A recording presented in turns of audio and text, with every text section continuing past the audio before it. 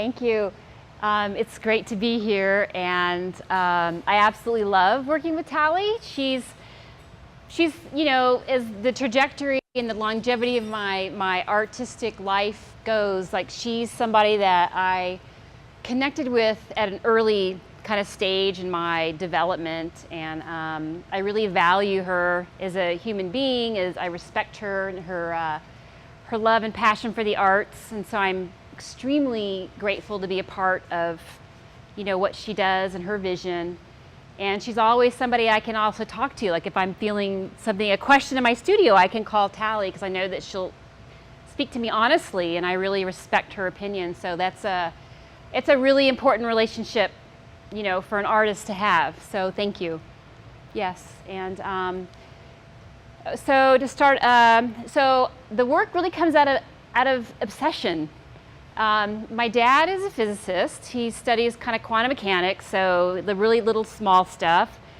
And growing up, we just talked about things that you can't see, right? And that's really all we talked about mostly. And so I just developed this complete curiosity about, you know, how can something exist that you can't see, but it actually constitutes a physical reality, right? And so we talked a lot about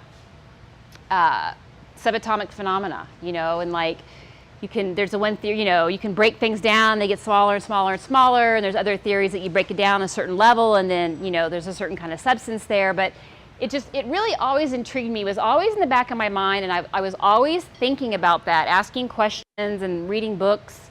And then when I went to art school, my junior year in art school, I had a pencil in my hand, and it all just kind of came together in a way that I was able to kind of think my way through some of these ideas that I had been thinking about my entire life. And so I started working exclusively on paper when I was a junior as an undergrad. And at that point, I started to kind of I started teaching myself how to kind of symbolize my ideas, like putting specific form to thoughts, and then having those forms kind of interact with each other, and then they start to develop certain complexities, and those complexities created more complexities and more systems. And so I've kind of found this like way of working where I kind of intuitively kind of follow. There's like an internal logic of the work that I start following and kind of listen to, and then the drawings start kind of forming themselves. I work on, it's printmaking paper, it's Reeves BFK, so it's porous, so I'm actually embedding material into the drawing. I work on several sheets at a time because to me there's an inherent grid in the work. It kind of works like longitude and latitude, so I actually, I used to measure everything. I have my scale, and I would measure the symmetry perfectly, but then after a few years I can just eyeball it now, so I don't have to measure as much. It's not as not as much labor that goes into it. But I typically start in the middle. I start with a vertical line, and then from there I start kind of asking questions, and typically like the questions could be anywhere from like, what are the origins of the universe, right? Or what really is happening at a super subatomic kind of level. They're not like scientific illustrations because they're really just my own imagination. So I'm not like, you know, reading scientific literature and then translating that. It's like a springboard, because I feel like in quantum mechanics, string theory, whatever, it's really a field. I mean, there's some things known, but there are a lot of things unknown. So I feel like my imagination can really push boundaries and explore. So I think it's important that I work from that kind of place. They take anywhere from like 8 months to a year to make each piece.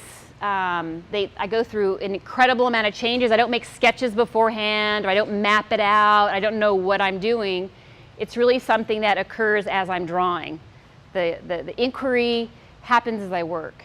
So it goes through huge amounts of changes. It's constantly kind of evolving. I have pieces of sandpaper. I go and I sand areas out, because as the imagery starts to develop, you know, certain forms no longer serve kind of the totality. So those need to kind of go and other things kind of evolve. So it's this very fluid, this very unknown kind of place that I work from. I use architect's tools. I like French curves, straight edges, because in a way, I want it to like kind of read as a language, like it's more diagrammatic. So you look at it and you feel like it's something to be read, but yet at the same time, you're not quite sure what it is you're reading. So it kind of like sits in that gap between, oh, I should know, but I don't know, kind of like sensibility. And also it's a way of kind of like removing the gesture from the work. And it's kind of like disguising the artist's hand, but at the same time, all you can think about is the artist's hand because it's all handmade, hand drawn. So, so I don't know. Does anybody have any questions at this point? Any? Yes. Have you found any physical forms that you can work from to help develop this visual language that you know? What I did when I was an undergraduate at the Kansas City Art Institute, I worked extensively from physical forms. I had a microscope. I constructed a library of stuff that I would constantly look at and I would constantly draw from, like, you know, insect, plant life, I mean, whatever. So I felt like I looked for many, many, many years. That's all I did. And I did a lot of observational drawing. And then at some point that kind of fell away. Like I think I sublimated the information and that kind of fell away. And I think, you know, it then combined with an intuition. So I don't look so much now. I think it's just kind of embedded. Yes, yes. Several of these are so conspicuously off-center. Is there a logic to that? Yes, yes. Do you repeat her question? Oh, yes. Some of them are off-center, like they're not actually right in the middle. Yeah, that's absolutely, because I push them to the side because what it does is it activates the space around it in a more dynamic way. I felt like if they were completely centered, they would read more like icons, like more iconic and static. So the push to the side kind of creates the dynamic, yeah, kind of motion to them. Yes. This is a piece that I recently finished, not that long ago, and I feel like kind of with the newer work, I'm kind of jumping a little bit more into that, the unknown space, like kind of that black center. I feel like it's really becoming more revealed in terms of its vocabulary. So as you can see here, it's there's more black, and I'm starting to kind of push that more and more.